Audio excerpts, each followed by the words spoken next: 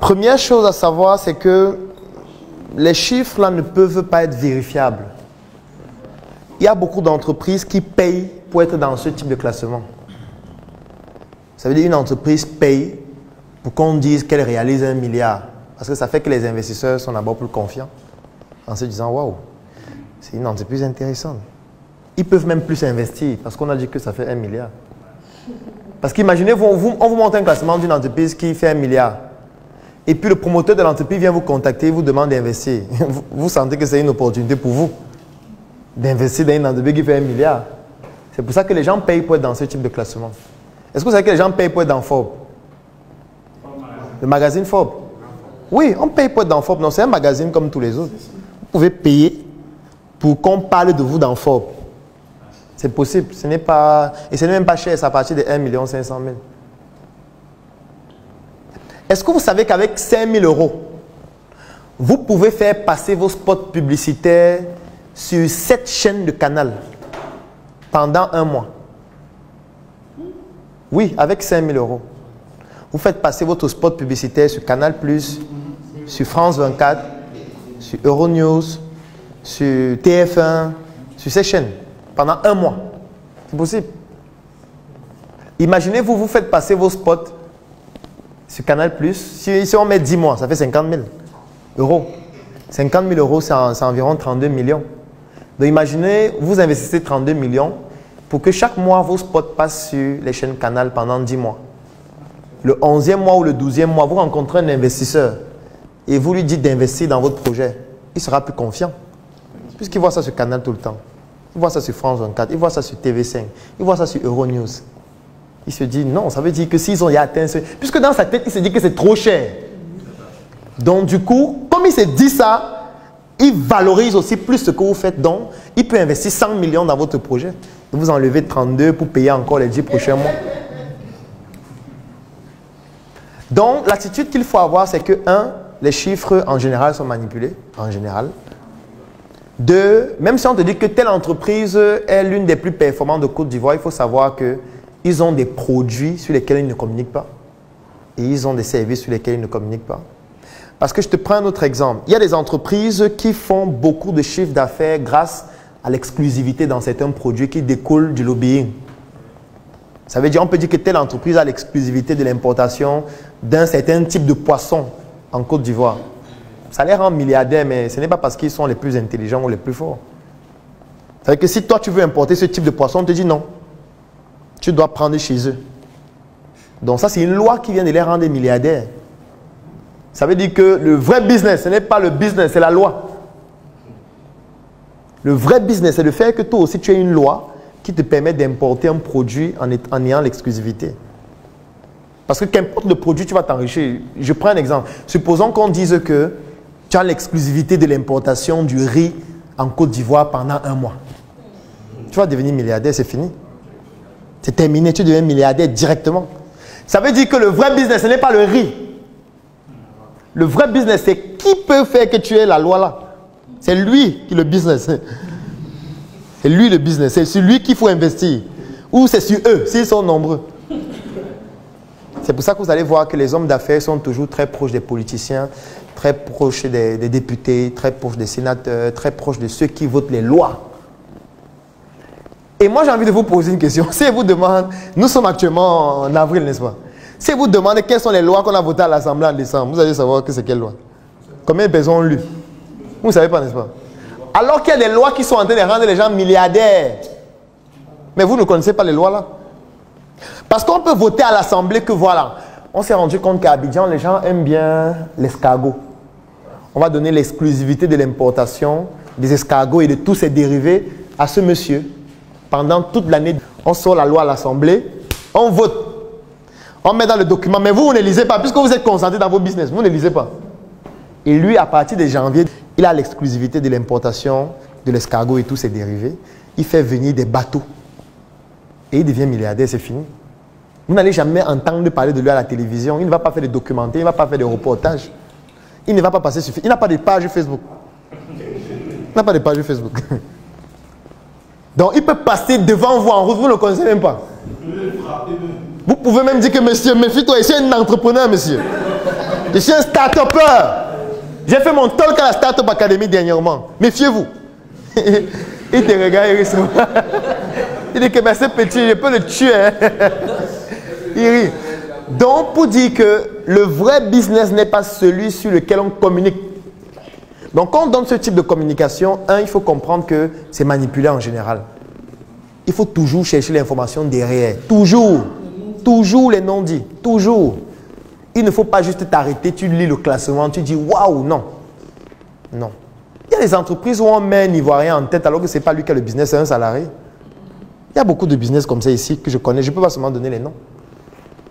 Ça veut dire que c'est un Ivoirien qui a la tête du business. Quand il faut passer à la télé, c'est lui qui passe. Au bureau, c'est lui qui est là. On le présente comme le directeur général, alors qu'il n'est même pas actionnaire de l'entreprise. C'est que c'est un salarié comme tous les autres. C'est juste que c'est le salarié qui a le plus haut salaire. Il n'y a aucune décision qu'il peut prendre lui-même. Donc on prend les décisions, on lui envoie, il implémente juste avec ses équipes. Mais comme les Ivoiriens croient que c'est lui, le boss, on lui fait confiance et puis les autres, ils sont contents. Donc il faut toujours voir ce qui est derrière. Donc ce type de classement et toutes les statistiques en général, il faut toujours voir les informations derrière, en sachant qu'il y a des gens qui manipulent les statistiques pour leurs intérêts personnels, en sachant que le peuple ne peut pas vérifier. Si on te dit que Total fait 50 milliards de chiffre d'affaires, tu ne peux pas vérifier ça. Personne ne peut vérifier. Tu ne peux pas aller dans leur comptabilité, prendre leurs documents, commencer à checker pour savoir que c'est ça. Tu ne peux pas le faire. Encore que s'ils donnent un chiffre réel, le fisc est en train de suivre aussi les informations. Le fisc peut les taxer en disant que mais, les documents que vous avez envoyés disent que c'est 25. Comment là-bas vous dites 50? Donc du coup, il y a des informations qu'on donne juste pour orienter le peuple d'une certaine façon. Et pour pousser parfois les entrepreneurs à se lancer dans les domaines qui ne marchent pas. Pousser les entrepreneurs à se lancer dans les domaines qui ne marchent pas. Parce que je prends un exemple. Selon vous, dans une boulangerie, qu'est-ce qui rapporte plus d'argent?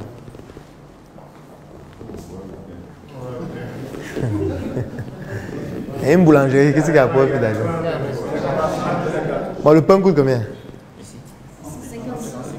Bon, pour gagner 50 millions, il faut vendre combien de pain? Beaucoup, hein? En fait, ce qui rapporte le plus d'argent dans une boulangerie, c'est la farine. Ce n'est pas le pain. C'est comment est-ce que tu obtiens la farine. Ce n'est pas le pain. Si tu te concentres sur le pain, tu n'es pas sur un bon business. Parce que tu peux faire le pain, mais tu as la farine chère. Et du coup, le pain a un coût de production trop élevé et tu vas le vendre avec des marges trop faibles. Donc, ça ne sera pas un bon business, alors que tu vends tout le pain. Le vrai business d'une boulangerie, c'est la farine. Comment je fais pour obtenir la farine au prix le plus faible? C'est pour ça que la plupart des personnes qui ont les grandes boulangeries ont des syndicats d'importation de farine. Ça veut dire qu'ils créent un syndicat entre eux qui importent la farine. Et c'est eux qui régulent les prix de la farine dans tout le pays. C'est pour ça que tu ne peux pas être compétitif par rapport à eux. Parce qu'eux, ils font venir des bateaux de farine. Ils sont en syndicat. Ils définissent que le sac de 50 kg de farine va coûter tel montant au marché. Ce n'est pas l'État qui définit ça. Hein. Je pense que vous savez, non? Ce n'est pas l'État qui fixe le prix de la farine. Hein. C'est eux. Et ils disent que le prix de 1 kg ou 50 kg de farine va coûter tel montant. Eux, ils ont fait venir le bateau. Ça veut dire que leur coût est extrêmement faible. C'est pour ça qu'ils font la boulangerie. Et ils font le pain, le gâteau, les croissants, les pains choco, etc. à un coût de production extrêmement faible. C'est pour ça que quand ils vendent à 100 francs, les marges sont extraordinaires. Toi, tu vas dire que le pain, là, les gens s'alignent pour acheter le pain. Il me faut faire le pain. Et je sais comment ça va finir. Ça va finir comment? Tu vas aller acheter 50 kg de farine au prix qu'eux, ils ont mis. Tu vas aller faire le pain à un coût de production peut-être 7 fois supérieur à ce qu'eux, ils ont fait. Tu vas vendre au même prix. Et qu'est-ce qui va se passer? Tu vas vendre le pain, mais l'entreprise va faire faillite. C'est-à-dire que tu vends le pain chaque jour, il y a toujours rupture de stock. Mais quand tu regardes la caisse, il n'y a pas d'argent. Tu vois qu'en fait, l'argent est en train de partir au fournisseur de farine. Qui est le fournisseur de farine? Les mêmes gens qui ont la boulangerie. C'est-à-dire qu'en fait, tu vends pour eux. C'est pour eux que tu vends le pain, en fait, c'est pas pour toi. Tu ne comprends pas ton business. En fait, ton business, c'est pour eux. Pour pallier à ça, qu'est-ce que les gens font? Les gens fabriquent leur propre farine. Farine de patate, farine de manioc. Sauf qu'ils ont une mauvaise stratégie, c'est pour ça que ça ne marche pas. C'est qu'ils font leur propre farine. Au lieu de créer un produit singulier qui est à part, avec une cible particulière, ils veulent vendre ça dans les mêmes circuits que le pain normal. C'est pour ça que ça ne peut jamais marcher. Ça ne peut pas marcher, c'est impossible. Ils vont te dire, c'est le pain made in Côte d'Ivoire, farine de patate. C'est bien, sauf qu'on va demander que le pain c'est combien. Il dit que c'est 700. Le pain à 700. Trop cher. Mieux on va manger la chicken. On va manger le gaba. Donc, tu vois que voilà un business où eux, ils brandissent le pain alors que ce n'est pas le pain. Le business, c'est la farine, pas le pain. C'est pour ça que si tu veux les attaquer, il faut attaquer la farine, pas le pain. Si tu attaques la farine, ils vont tous s'élever contre toi, puisque c'est leur business. Si tu veux devenir importateur de farine, ils seront tous notifiés qu'il y a un nouvel importateur. Et si tu ne fais pas partie de leur réseau, ils vont t'exclure du marché. Et pour t'exclure du marché, c'est facile. Ils vont te laisser importer ta farine. Ta farine va arriver au port. Tu vas dédouaner la farine. Tu vas aller stocker ta farine. Ils vont identifier ton réseau, là où tu vends ta farine.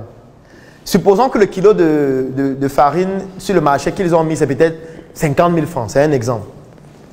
Toi, tu vas vouloir t'aligner sur leur prix. Tu vas peut-être mettre 50 000 ou 45 000 pour dire que moi, c'est ici moins cher. Quand tu vas commencer à vendre ta farine, ils vont mettre leur farine à 30 000 pendant 6 mois. Oui. Ils vont dire que bon, pendant une de leurs réunions, ils disent que bon, mettons la farine à 30 000, 6 mois. Tu vas faire faillite. Tu vas faire faillite. Tu ne pourras pas suivre le prix. Si tu réussis à suivre le prix, baisse à 25 000. Tu suis, ils mettent à 20 000. Ils sont prêts à vendre à perte pour que tu fasses faillite. Parce que tu n'es pas de leur réseau et ça ne leur plaît pas. Dès que tu fais faillite, ils remettent le prix normal. Et ils font même parfois quelque chose de très grave. Ils baissent le prix.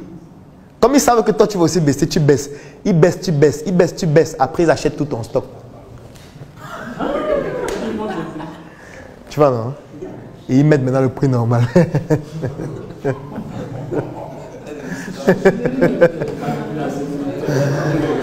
Donc, toi, tu vendais à 45 000, ils vendaient à 50 000. Ils disent, OK, ils mettent à 30 000.